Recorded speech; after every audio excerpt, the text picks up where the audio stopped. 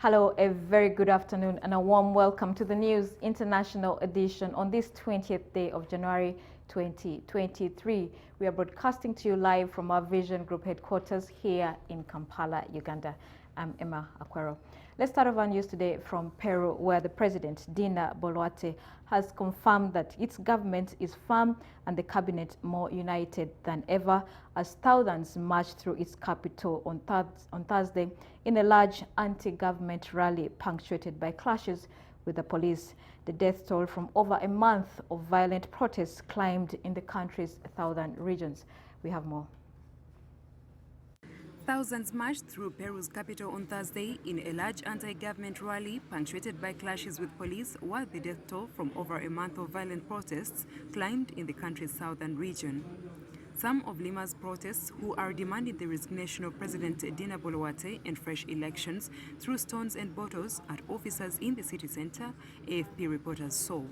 I will never get tired of calling for good dialogue. I will never get tired of telling you, let's work towards the vision that the country needs. The police were forced to temporarily retreat before they dug in behind riot shields and began deploying tear gas. At least 2 people were injured. One building near the Central Plaza, San Martin, caught fire, though it was not immediately clear how. Peru has been rocked by protests since the ouster of Boluarte's predecessor, Pedro Castillo, in early December, though violent clashes have largely been isolated thus far to the country's south and east. The government is firm, and its cabinet more united than ever again.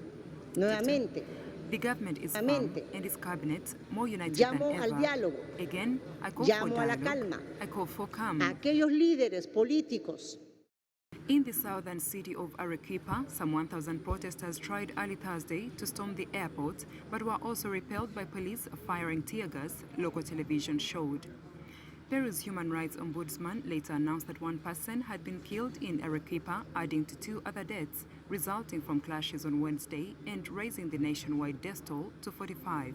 The demonstrators in Lima, who are mostly from Andean regions, set off from several points around the capital with the aim of reaching the heavily guarded presidential palace by the end of Thursday.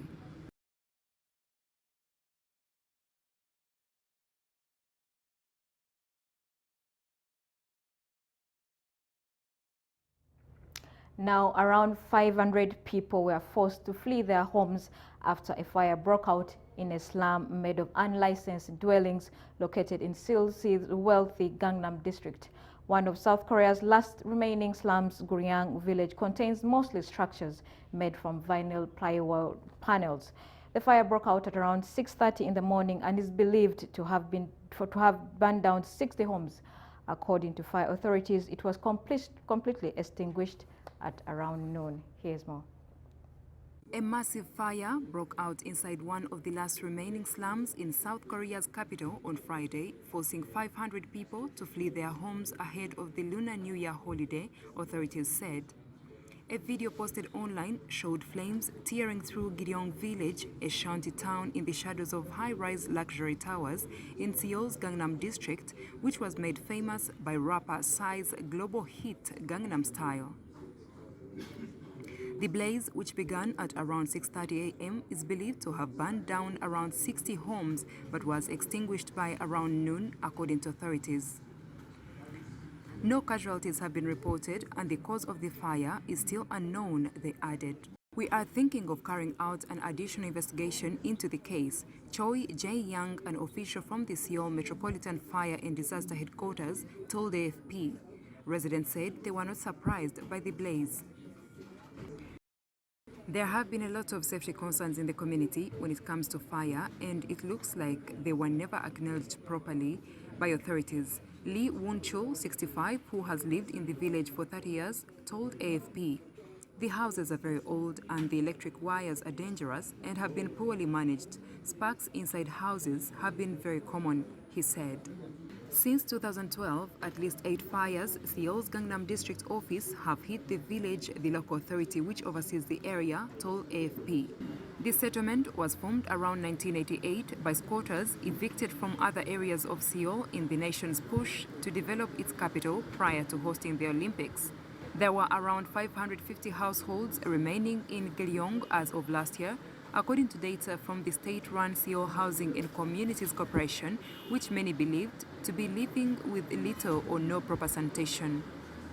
South Korea is trying to tackle social disparity and last year moved to ban the cramped basement flats made famous by Oscar-winning movie Parasite after 4 people drowned in their underground homes during flooding.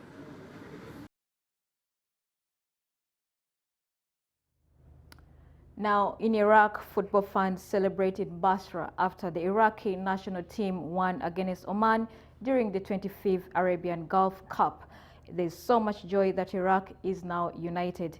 This is a bigger source of joy than winning, says a football fan, Hamad Al-Saf. One person was killed and dozens injured Thursday during a stampede outside an Iraqi football stadium hours before the Gulf Cup final, officials said. Long banned from hosting international football matches, war-torn Iraq had been counting on the Gulf Cup to banish its image, but it had already been forced to apologize for organization lapses.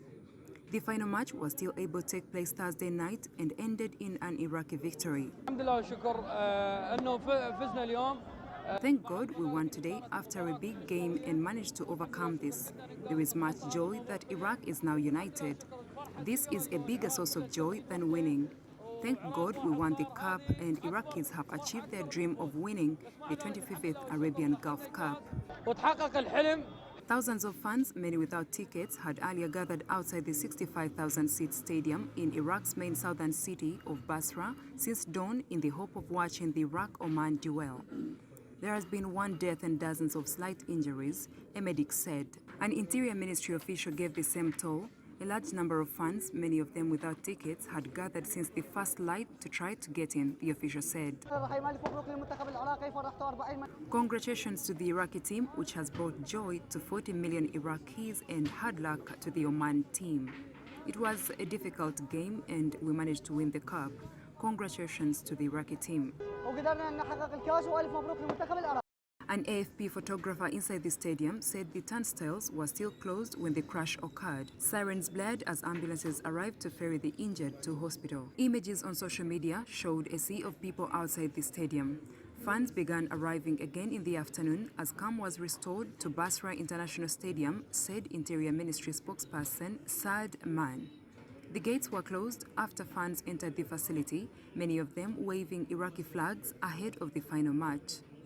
The home side triumphed 3-2 in extra time to win the tournament. Throughout the country, plagued by unemployment, corruption and decaying infrastructure, the victory was a chance to celebrate with honking car horns and fireworks. The army called on fans to heed the instructions of security force personnel on access to the stadium so the championship could be wrapped up in a civilized fashion that does honor Iraq. Still in football, the face of Argentine football star Lionel Messi is seen in a cornfield in Cordoba province in Argentina. This is a 14.7 hectares designed by agricultural engineer Carlos Farieschi and was made using precision planting and was shared with several agriculture producers who planted corn in this way to pay tribute to Messi.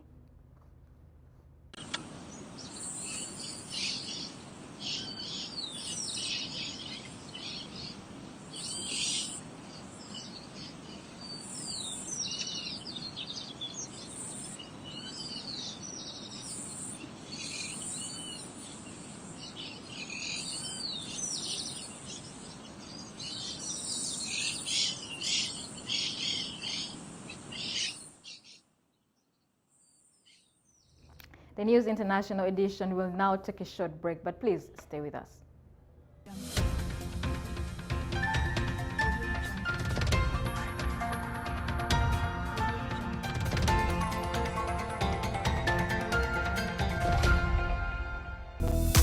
Urban